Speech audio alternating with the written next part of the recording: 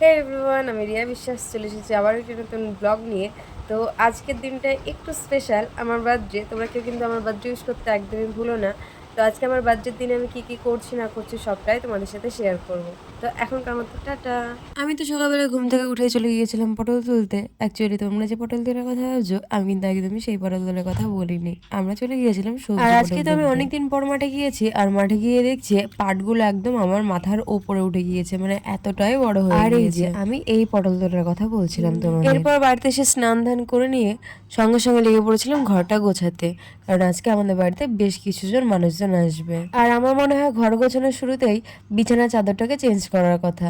আমি প্রথমেই বিছানা চাদরটাকে ঠিকঠাকভাবে চেঞ্জ করে নিচ্ছিলাম। আমার খুব পছন্দের বিছানা চাদরগুলোর মধ্যে এটা হলো একটা। এটা আমি নিজে পছন্দ করে নিয়েছিলাম, আর এটাতে শুয়েও ভীষণই আরাম পাই। আমার ঘরে তো সেরকম বেশি কিছু নেই, আমি তার জন্য বিছানা চাদরটাকে চেঞ্জ করে নিয়ে আলমারিটাকে হালকা একটু মুছে নিয়ে ঘরটা ঝাড় দিয়ে নিয়েছিলাম। আর এই যে এখন আমার ঘরের অবস্থা এইরকম। ঘরটা কেমন লাগছে অবশ্যই সবাই কমেন্টে জানাবে। ঘরটাকে গুছিয়ে নিয়ে আমি বসে পড়েছিলাম আসনটা সেলাই করতে। আসনটা আমার কমপ্লিট হয়ে গিয়েছিল অনেকদিন আগে, কিন্তু মাঝখানের এই ডটগুলো দেওয়া হয়েছিল না। আর আজকে আমি এই আসনে বসে খাবো বলে ডটগুলো আজকেই পূরণ করে নিচ্ছিলাম। এরপরে রেডি হয়ে চলে গিয়েছিলাম আমি আর দাদা বাজারে। আর বাজারে গিয়ে কিছু জিনিস কেনাকাটা করার পরে চলে গিয়েছিলাম পাপানদের বাড়িতে পাপানকে নিয়ে আসার জন্য। আর তোমরা তো এতদিন আমার স্টুডেন্ট পাপানকে চিনিয়ে গিয়েছো। তো আমার জন্মদিনের জন্য তো রান্না প্রায় মোটামুটি কমপ্লিট হয়ে গিয়েছে, আর আমিও এখন আস্তে আস্তে রেডি হচ্ছি।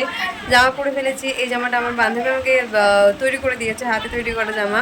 এই যে গলাটা পুরো এরকম, গলাটা একটু দেখে নাও। আর আমি পুরো আউটফিটটা একেবারে দেখিয়ে দিচ্ছি তোমায়। জামাটার সামনের পোর্শনটা ছিল এরকম, আর পেছনের পোর্শনটা ছিল এয়ার গলা। আর আমি সামনে করেছিলাম এরকম চৌকো, আর সামনে লেস বসানো। জামাটা কেমন হয়েছে অবশ্যই কমেন্টে জানাবে। আর আমার জন্মদিনের মেনুতে প্রথমে ছিল পায়েস, আর এদিকে ছিল পনিরের তরকারি, আর ওইটাতেও ছিল পনিরের তরকারি। এখানে চাটনি আছে, শুক্তনি আছে, স্যালাড আছে, আর এছাড়াও ছিল শাক আর ডাল। আর এই যে এটা হলো আমার স্টুডেন্ট, আর স্টুডেন্টের পক্ষ থেকে গিফট। আমাকে লাল গোলাপের পাপড়ি নিয়ে যেতে বলেছে। লাল গোলাপের পাপড়ির অবস্থাটা দেখায় তোমাদের। এই যে লাল গোলাপ, জাস্ট এইটুকু, আর কোনো কিছু নাই। এর আমি কি তুলবো? এ তো পুরোই শেষ হয়ে গেছে, এর আবার কি তুলবো? সব বেদের কাছে কত আম হয়েছে দেখো, অনেক আম হয়েছে এদের কাছে। নিচের পোর্শনে তো আম নাই, কাঁঠালও হয়েছে। এটা আমাদেরই পাশের বাড়ি, দাদুর বাড়ি। ওদের বাড়িতে ছোটোবেলায় আমি মানুষ হচ্ছি বলতে গেলে, মানে ছোটোবেলাতে ওদের বাড়িতে খেলা, ওদের বাড়িতে থাকা সবটাই করতাম। চাবি রাখলাম কোথায় মনে পড়ছিল এবার।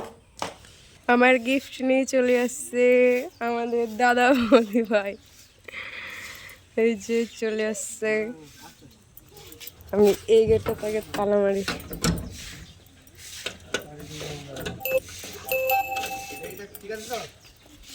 Yes, I am happy. বৌদি ভাই হ্যাপি বার্থডে উইশ করো। এরপর আমি বসে পড়েছিলাম পার্সেল আনবক্সিং করতে। আর এটার ভেতরে ছিল 5টা আসন, আর এই আসনগুলো নেওয়া হয়েছিল অনলাইন থেকে। আর এই ছিল আমার খাবারের থালি, আর থালাটা একদম গুছিয়ে দিয়েছিল আমার মাসিমণি। লাইফে ফার্স্ট টাইম এইভাবে আমার জন্মদিন সেলিব্রেট করা হলো, এর আগে কখনো করা হয়নি।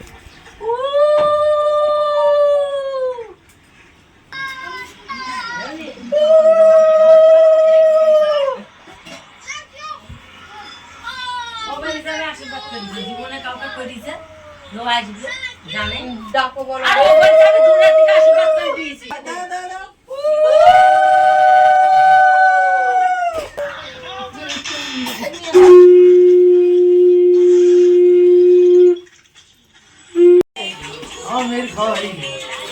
সেটা দেখলাম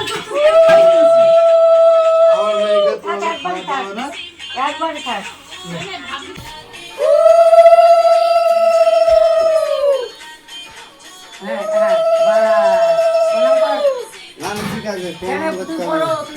সবার আশীর্বাদ মাথায় নিয়ে এবার বসে পড়েছিলাম খেতে। আর অনেকটা যেহেতু বেলা হয়ে গিয়েছিল, তাই আমার প্রচন্ড পরিমাণে খিদেও পেয়ে গিয়েছিল। আর আমি যে শুধুমাত্র একাই খেতে বসে পড়েছিলাম এমনটা কিন্তু একেবারেই নয়, আমি সবাইকে সাথে নিয়ে বসে পড়েছিলাম খেতে। আর এই যে এদিকে খাওয়া দাওয়া চলছিল, আর এদিকে চলে এসেছিল আমার বান্ধবী, বন্ধু আর বান্ধবীর। আর এই যে ওহুকে দেখছো, ওহু কিন্তু একদমই সমুদ্রের কাছ থেকে সরছে। আমি হলাম ফুল প্রেমী মানুষ, তাই আমার জন্য নিয়ে আসা হয়েছিল একটি ফুল। এবার আমি আর ঠাকুমা মিলে বসে পড়েছিলাম কেক কাটিং করতে। এই যে আমি আর আমার ঠাকুমা। আমার ঠাকুমা কিন্তু এই সময় বাড়িতে ছিল না, আমার ঠাকুমা ছিল বহরমপুরে পিসিমনির বাড়িতে। আর আমার চাপাচাপিতেই ঠাকুমা আসতে বাধ্য হয়েছে বাড়িতে। এমনিতেই তো বাড়িতে ভাই নেই, তারপর যদি ঠাকুমা না থাকতো তাহলে একদম বাড়িটা শূন্য শূন্য লাগতো। খুবই খারাপ দেখানোর জন্য ঠাকুমাকে ডেকে নিয়েছি। যদি পারতাম তাহলে ভাইকেও হয়তো ডেকে প্রতি বছরই ভাইয়ের জন্মদিনটা ছোটোখাটো হলেও সেলিব্রেট করি, কিন্তু এবার আমার জন্মদিনটা সেলিব্রেট করলাম ভাই ছিল না বলে। সারাদিনে অনেক কাজ হলো, বার্থডে সেলিব্রেশন শেষ। এবার সারাদিন আমি ওষুধ খাইনি, এখন বসে পড়েছি ওষুধ খেতে। এই যে ওষুধ, এখন ওষুধটা খাবো। সারাদিনে এতটাই ব্যস্ত ছিলাম যে ওষুধটা খাওয়ার পর্যন্ত সময় পাইনি।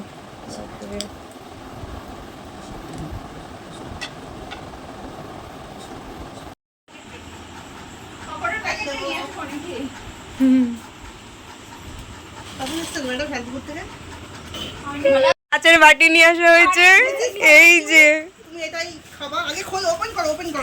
আগে ওপেন করব। এই যে কাচের বাটি দেওয়া পাবলিক, আর এই যে কাচের বাটি।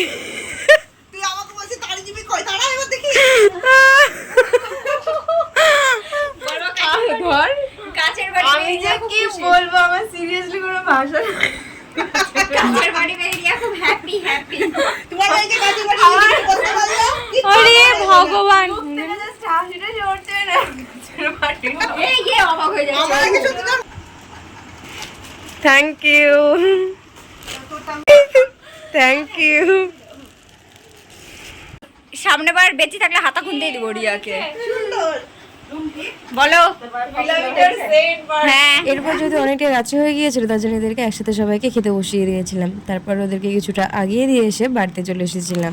তো আজকে আমার জন্মদিন উপলক্ষে তো আমার আর আমার বাড়ির লোকের সবারই প্রায় ধকল গেল, একটা বেশ বড়সড় ধকল গেল। তো এখন প্রচণ্ড পরিমাণে ক্লান্ত হয়ে গিয়েছি।